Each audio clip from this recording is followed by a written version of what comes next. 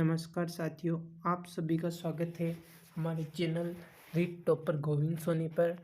जो हमारे इस चैनल पर कड़ी चल रही है नवोदय परीक्षा के प्रश्नों को हल करवाने की, उसकी आज की कड़ी में हम भाषा परीक्षण खंड 3 के प्रश्नों को हल करेंगे।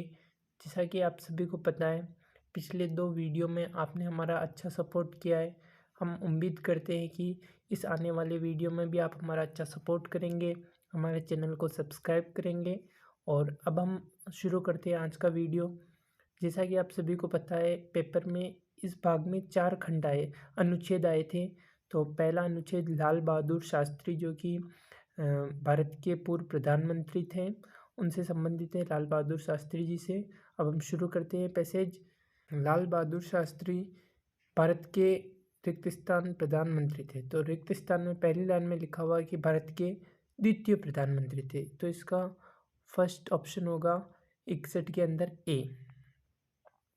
उसके बाद हम चलते हैं दूसरे प्रश्न पर। 62वां प्रश्न है, उन्होंने अपने जीवन में अनेक बाधाओं रिक्त स्थान संघर्ष किया। तो पैसेज की जो 2, 3, 4, 5वीं लाइन में अनेक बाधाओं के विरुद्ध आएगा, तो ब ऑप्शन इसके अंदर राइट आंसर होगा। प्रश्न संख्या 63, वह खालिस्तान नेता बन गए। तो शीघ्र ही वे एक जन नेता बन गए। क्या बन गए? जन नेता। तो इसका आंसर होगा 63 के अंदर डी नंबर, जन नेता बन गए। बन गए क्रिया खालिस्तान काल है। वर्तमान काल, भविष्य काल, भूतकाल, अनिश्चित काल। तो वर्तमान काल में तो बने हैं, भविष्य बनेंगे, अनिश्चित के बन जाते। तो इसका ऑप्शन होगा, सही उत्तर होगा इसका बी, भूतकाल। कौन सा होगा? भूतकाल। उसके बाद हम चलते हैं 65 नंबर। पर्यायवाची पूछा है, पूरा करना किसका पर्यायवाची? तो पूरा करना का मतलब होता है किसी काम को कंप्लीट कर लेना। तो आरंभ करना तो शुरुआत करना होता है, जारी रखना उसे लगातार बनाए रखना, खुलना अलग चीज़ होगी। तो इसका सही उत्तर होगा सी, संपन्न करना। संपन्न का मतलब पूर्ण करना, पूरा करना। तो सी आंसर होगा। तो ये अनुच्छेद 1 था, जिसमें 61 से लेकर 65 तक के प्रश्न थे। उसके बाद अनुच्छेद 2, ये हमारे चरित्र व्यक्तित्व पर आधारित है कि किसी भी व्यक्ति के बारे में हम बाहरी जो उसकी दृश्यांकन होता है, उसके आधार पर हम उसका निर्णय नहीं कर सकते। तो शुरू करते हैं, पैसेज को एक बार पढ़ लेते हैं। किसी भी व्यक्ति का आकलन हम केवल उसकी बाहरी दिखावट से नहीं कर सकते। बाहरी रंग रूप प्राय धोखा देते हैं। एक बार देख लेने पर किसी व्यक्ति के सद्गुण या विशेषताएं जानना कठिन होता है। कभी कभी हम किसी व्यक्ति की ओर उसके बाहरी रंग रूप से आकर्षित हो जाते हैं। बहुत बार होता है ना कि जैसे कोई सेलिब्रिटीज है, तो हम उसकी एक्शन वगैरह उनको देखकर आकर्षित हो, किंतु बाद में अनुभव करते कि हमने उसे गलत समझा। बाहर से अनेक चीज़ें आकर्षक लगती, परंतु प्राय चीज़ें वैसी नहीं होती है जैसी दिखाई देती है। हमें किसी व्यक्ति या चीज़ के वास्तविक स्वभाव को जानना चाहिए, मतलब वो उसके अंदर की चीज़ को जानना चाहिए। केवल आप अच्छे कपड़े या किसी ने खराब कपड़े पहने तो आप ये नहीं सोचिए कि गरीब है। हो सकता है उसकी परिस्थिति हो, या कोई अच्छे कपड़े पहन ले तो ये नहीं कि हमें उसे केवल बाहरी रंग रूप के आधार पर, उसके अंदर उसके विचार कैसे। अब हम पैसेज के क्वेश्चन शुरू करते हैं साथियों। पैसेज के क्वेश्चन के अंदर हम चलते हैं अब प्रश्न संख्या 66। बाहरी रंग रूप प्राय धोखा देते हैं, स्पष्ट होते हैं, सबल होते हैं, सत्य होते हैं। तो दूसरी लाइन में लिखा हुआ बाहरी रंग रूप प्राय धोखा देते हैं। क्या देते हैं? धोखा। तो ए ऑप्शन होगा 66 नंबर के अंदर। उसके बाद हम चलते हैं 67 नंबर। एक ही नज़र में क्या जानना कठिन है? किसी का नाम, किसी का पता, किसी के सद्गुण, किसी की आकांक्षा। तो एक बार देख लेने पर किसी व्यक्ति के सद्गुण या विशेषताएं जानना कठिन होता है। तो क्या जानना कठिन होगा? किसी के सद्गुण। सी ऑप्शन होगा इसके अंदर। उसके बाद हम चलते हैं 68 नंबर प्रश्न। अधिकतर हम किसी व्यक्ति के रिक्त स्थान से आकृष्ट हो जाते। भीतरी दर्शन, आकर्षक व्यक्तित्व, बाहरी रंग रूप, मानसिक शक्ति। तो इसमें लिखा हो किसी व्यक्ति का आकलन हम केवल उसकी बाहरी दिखावट से नहीं कर सकते हैं। कभी कभी हम किसी व्यक्ति की ओर उसके बाहरी रंग रूप से आकर्षित होते हैं। किससे आकर्षित होते हैं? बाहरी रंग रूप से। सी ऑप्शन इसका आंसर होगा। उसके बाद हम चलते हैं 69 नंबर प्रश्न। आकर्षक रिक्त स्थान का पर्यायवाची नहीं है। क्या पूछा है साथियों? नहीं है। सुंदर है, प्रिय, पूर्णतया तो नहीं पर यह पर्यायवाची हो सकता है। दर्शनीय भी हो सकता है, लेकिन असुंदर, असुंदर का मतलब होता है आकर्षक का मतलब तो एक आकर्षित करने वाला कोई ऐसी स्पेशल। असुंदर मतलब भद्दी वस्तु, तो इसका पर्यायवाची नहीं होगा, असुंदर नहीं होगा इसका पर्यायवाची। तो डी ऑप्शन इसका आंसर होगा। उसके बाद हम चलते हैं वास्तविक शब्द रिक्त स्थान है, क्रिया विशेषण है, क्रिया है, विशेषण है, संज्ञा। अब आप पढ़िए अंतिम लाइन। हमें किसी व्यक्ति या चीज के वास्तविक स्वभाव को जानना चाहिए।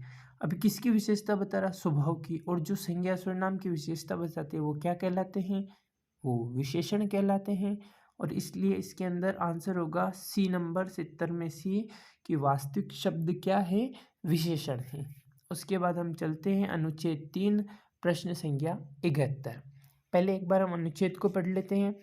एक ही तरह का काम करते करते हम कभी कभी ऊब जाते हैं। इससे हमारी कार्य क्षमता कम हो जाती है। मतलब हम लगातार जैसे एक ही एक चीज़ लिखे जा रहे तो हम ऊब जाएंगे। इसलिए हमें मनोरंजन द्वारा स्वयं को तरोताजा करना चाहिए। थोड़ी देर बीच में ब्रेक ले लिया, पानी वगैरह इधर उधर घूम लिए, थोड़े आंखों को रिलैक्स मिल गया, तो ये जैसे लंबे वर्क में, इससे हम अपना काम उसी क्षमता और उत्साह से पुनः आरंभ कर सकते हैं। तनाव या चिंता हमारे स्वास्थ्य के शत्रु है। हंसना अवांछित तनाव या चिंता को दूर करने की सबसे अच्छी दवा है। मतलब आप स्ट्रेस को दूर करना, आप थोड़ी देर हंसिए, रिलीफ महसूस होगी। हम अपने तनाव को कम करने के लिए पार्कों, संग्रहालयों, अभ्यारण्यों आदि में भी जा सकते हैं। मतलब नेचर के साथ कनेक्ट हो सकते हैं, कल्चर के साथ, और लिटरेचर, साहित्य के साथ कनेक्ट हो सकते हैं। शारीरिक व्यायाम करना उतना ही महत्वपूर्ण है जितना कि खेल खेलना। आप देख रहे हो कि खेल नहीं, कुछ व्यायाम होते हैं जो मस्तिष्क से संबंधित होते हैं, कुछ शरीर की कसरत से संबंधित होते हैं। तो दोनों तरह के व्यायाम हमको करने पड़ते हैं। अब साथियों प्रश्न संख्या 71। हम रिक्त स्थान तरह का काम करते करते उब जाते हैं। तो पहली लाइन में लिखा एक ही तरह का काम करते करते हम कभी कभी उब जाते हैं। तो समान, अब भिन्न भिन्न काम करेंगे तो नहीं उबेंगे। पृथक का मतलब भी अलग अलग, और अलग का मतलब अलग। तो कैसा काम करके वो उब जाते? एक जैसा या समान एक तरह का काम। तो सी ऑप्शन होगा। उसके बाद 72। कुछ मनोरंजन करने के बाद हम अपना काम रिक्त स्थान कर सकते हैं। तो इसमें लिखा हुआ है इसलिए हमारी कार्य क्षमता कम हो जाती है, इसलिए हमें मनोरंजन द्वारा स्वयं को तरोताजा करना चाहिए। इससे हम अपना काम उसी क्षमता और उत्साह से पुनः आरंभ कर सकते हैं। तो थोड़ा सा ब्रेक ले लिया, उसके बाद हम वापस अपना काम शुरू कर सकते हैं। उसको बंद थोड़ी ना करेंगे काम को, हम तो वापस भाई ब्रेक लिया है, किस लिए लिया है? ताकि अच्छी स्पीड से वापस हम उसको आरंभ कर सकें, हम अपना काम पुनः आरंभ कर सकते हैं। हंसने से हमें अवांछित तनाव दूर करने में मदद मिलती है। B option. कहाँ लिखा हुआ? तो हंसना अवांछित तनाव या चिंता को दूर करने की सबसे अच्छी दवा है। तो इस ऑप्शन के अंदर आ जाएगा अवांछित तनाव, बी। पुनः आरंभ का अर्थ, पुनः आरंभ का अर्थ होता है फिर से शुरू करना। ब्रेक लेंगे, हम थोड़ा मनोरंजन करेंगे, उसके बाद फिर से हम काम शुरू कर देंगे। अब आता है प्रश्न संख्या 75। क्षमता खालिस्तान का विपरीतार्थक है। क्षमता किसका विपरीतार्थक का मतलब क्या होता है साथियों? विलोम। क्या होता है? विलोम। किसका विलोम है? तो आप बताओ। क्षमता, क्षमता का विलोम धारदार नहीं, ये तो बोथा का होता है धारदार। प्रभावकारिता तो अप्रभावकारिता, प्रभावहीनता जिसे हम कह सकते हो। भावपूर्णता तो भाव रहित। अब बचा है अक्षमता। तो क्षमता और अक्षमता मिल रहा है, इसलिए इसके अंदर क्या होएगा? एक क्षमता तो होता है आपके अंदर कार्य करने का, वो पावर है, मतलब जो पावर है उसे ही हिंदी में क्षमता कहेंगे। और अक्षमता कार्य करने की वो क्षमता नहीं है, तो अक्षमता। तो इसका विलोम क्या हो जाएगा? अक्षमता। उसके बाद साथियों चलते हैं अनुच्छेद 4 के अंदर हम चलते साथियों। अनुच्छेद 4 में बताया गया है ज्वालामुखी से संबंधित है। एक बार हम पैसेज को पढ़ लेते हैं पूरा। ज्वालामुखी जलता हुआ पर्वत है जिसमें पृथ्वी में गहराई तक जाने वाला एक बड़ा छिद्र होता है। इसके खुले हुए मुंह को ज्वालामुखी का मुख विवर कहा जाता है। कभी कभी कोई ज्वालामुखी शताब्दियों तक शांत रहकर अचानक सक्रिय हो जाता है, इसे ज्वालामुखी का विस्फोट कहा जाता है। और राख, धूल, गैस तथा भाप के बड़े बादल बड़ी आवाज सहित ज्वालामुखी के मुख विवर से उठते हैं। कुछ समय के बाद गर्म पिघली हुई चट्टान, जिसे क्या कहते हैं, लावा कहते हैं, ज्वालामुखी जो निकलती है उसे लावा कहते हैं, पहाड़ से नीचे बहने लगती है। ये अनेक दिनों या सप्ताहों तक जारी रह सकता है। फिर ज्वालामुखी दोबारा सो जाता है या अनेक वर्ष तक सुप्त अवस्था में रहता है। बहुत से ज्वालामुखी समुद्रों के निकट पाए जाते हैं। कहाँ पाए जाते हैं साथियों? समुद्रों के निकट, जो द्वीपों का निर्माण करते हैं। अब इस में ज्वालामुखी के बारे में बताया गया है कि जैसे ज्वालामुखी का विस्फोट होता है, फिर उससे क्या क्या चीज़ें निकलती है, राख, धूल, गैस, लावा निकलता है, ऊपर से नीचे की ओर बहता है। उसके बाद ज्वालामुखी अभी सुप्त अवस्था में चला जाता है और बहुत से ज्वालामुखी समुद्री तटों के पास में पाए जाते हैं। अब प्रश्न संख्या 76, ज्वालामुखी के बारे में क्या सही नहीं है? क्या पूछ रहा है? क्या सही नहीं है? ये बड़ी जंगली आग सा होता है। कहीं पढ़ा है कि हमने ऐसा? नहीं। ये राख, धूल और लावा फेंकता है, बिल्कुल सही बात है। यह अधिकांश समुद्र के निकट पाया जाता है, बिल्कुल सही बात है, ये लिखा हुआ है। उसके बाद इसमें पृथ्वी से नीचे तक बड़ा गहरा छिद्र होता है, जी हाँ, ये भी लिखा हुआ है। तो क्या नहीं लिखा हुआ? ये बड़ी जंगली आग सा होता है, तो ऑप्शन संख्या ए। उसके बाद चलो 77 नंबर प्रश्न, जब किसी ज्वालामुखी का विस्फोट होता है तो उसे खालिस्तान कहा जाता है। अब आप बताओ, कोई ज्वालामुखी जब विस्फोट होगा, यहाँ क्या लिखा हुआ? कभी कभी कोई ज्वालामुखी शताब्दियों तक शांत रहकर अचानक सक्रिय हो जाता है, इसे ज्वालामुखी का विस्फोट। अब ज्वालामुखी का विस्फोट होगा तो विस्फोट होने कब होएगा? जब ज्वालामुखी सक्रिय होएगा। तो इसका लगभग आंसर सक्रिय सबसे उचित आंसर माना जाएगा। उसके बाद भी देखिए, नवोदय विद्यालय संगठन किस आधार पर आंसर मानता है, जब और मेरे दृष्टिकोण से इसका आंसर सक्रिय ज़्यादा, क्योंकि जब कोई ज्वालामुखी सक्रिय होगा तभी उसका विस्फोट होगा, सुप्त ज्वालामुखी का विस्फोट नहीं होगा। अब अगला प्रश्न भी इससे थोड़ा कंट्रोवर्सी पैदा करता है। पहाड़ से नीचे बहने वाली लावा रिक्तिस्तान अवस्था में होती है। अब देखिए, वहाँ से लावा निकलता है, ज्वालामुखी से चीज़ें ऊपर लिखा हो, राख, धूल, गैस और भाप के बड़े बादल निकलते हैं। लेकिन आप बताइए, पहाड़ से कोई चीज़ नीचे बह रही है, ऑब्वियसली वो लिक्विड या द्रव अवस्था में होगी, तो इसका प्राइमरी आंसर हम द्रव मानेंगे। उसके बाद हम चलते हैं शांत का विलोम। क्या होगा? शांत का विलोम। निश्चल नहीं, स्थिर नहीं होगा, क्योंकि चलायमान होता है स्थिर का विलोम। तो सुंदर, सुंदर नहीं होगा, कि असुंदर या भद्दा जिसे हम कह सकते हैं। शांत का सक्रिय, एक तो कोई आदमी बिल्कुल शांत बैठा, एक कोई आदमी एक्टिव है तो सक्रिय। क्या आंसर हो जाएगा इसका?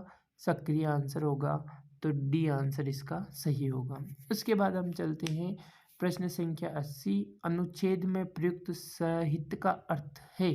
सहित, देखिए कहाँ आया है सहित शब्द? सहित शब्द हमारे पास किस लाइन में आया है? जैसा कि आप ढूंढेंगे अगर हम, तो ज्वालामुखी बड़ी आवाज सहित, ठीक है, बड़ी आवाज सहित ज्वालामुखी के मुख विवर से उठते हैं। मिल गया आपको? बड़ी आवाज सहित। अब इस सहित तो बड़ी आवाज के साथ, के साथ, तो इसका आंसर क्या हो जाएगा साथियों? के साथ इसका आंसर हो जाएगा ए आंसर। इस प्रकार हमने 80, आज प्रश्न संख्या 61 से लेकर 80 जो भाषा वाला खंड था उसको हमने सोल्व किया। और अब ये नवोदय विद्यालय संगठन का पेपर पूरा सोल्व हो चुका है। हमारे 80 क्वेश्चन इसके अंदर सोल्व हो चुके हैं। 80 क्वेश्चन सोल्व होने के बाद अब मैं आपको बता दूं कि किस तरह इसकी आगे की प्रोसीडिंग्स रहेगी इस पेपर की। तो जैसा कि आप देखिए, 80 क्वेश्चन टोटल थे, जिसके अंदर 40 क्वेश्चन हमारे मानसिक योग्यता के, 20 क्वेश्चन हमारे गणित के, अंकगणित के, और 20 क्वेश्चन हमारे हिंदी के। तो 40, 20, 60 और 20, 80 कुल क्वेश्चन हो गए 80। और जहाँ तक इसमें बताया गया है 80 क्वेश्चन कितने नंबर के हैं? 100 नंबर के। कितने नंबर के हैं? बाई 100 नंबर के। ठीक, तो अब एक क्वेश्चन कितने नंबर का हो गया? तो जहाँ तक एक क्वेश्चन बताया गया है 1.25 नंबर का एक क्वेश्चन है, मतलब 1.25 नंबर का। 80 के 80 और उसका 1/4 हो जाएगा 20, टोटल 100 नंबर। अब फर्स्ट पोर्शन के मार्क्स हो जाएंगे हमारे पास, कितने मार्क्स हो जाएंगे साथियों? फर्स्ट पोर्शन के मार्क्स होंगे हमारे पास, अभी बताते हैं आपको, 50 नंबर। दूसरे पोर्शन के हमारे पास मार्क्स होंगे 25 नंबर। तीसरे पोर्शन के मार्क्स होंगे हमारे पास 25 नंबर। कुल हो जाएंगे 50 और 25 25 50, टोटली 100 मार्क्स। और हमें 120 मिनट इसमें मिले थे। सारे क्वेश्चन हमें अटेम्प्ट करने थे, कोई नेगेटिव मार्किंग नहीं थी, नेगेटिव मार्किंग नहीं थी। अब साथियों, नवोदय विद्यालय संगठन जब उनके नियमानुसार और समयानुसार जल्दी आंसर की जारी करेगा, हम उस आंसर की के बाद आपसे ज़रूर मिलेंगे और बताएंगे कि कितने प्रतिशत उत्तर हमारी उस अंतिम उत्तर कुंजी के अनुसार सही है। इसी तरह अपने इस चैनल को अपना प्यार देते रहिए और जल्द से जल्द सब्सक्राइबर बढ़ाकर हमारा उत्साह बढ़ाइए। धन्यवाद। जय हिंद, जय भारत, वंदे मातरम।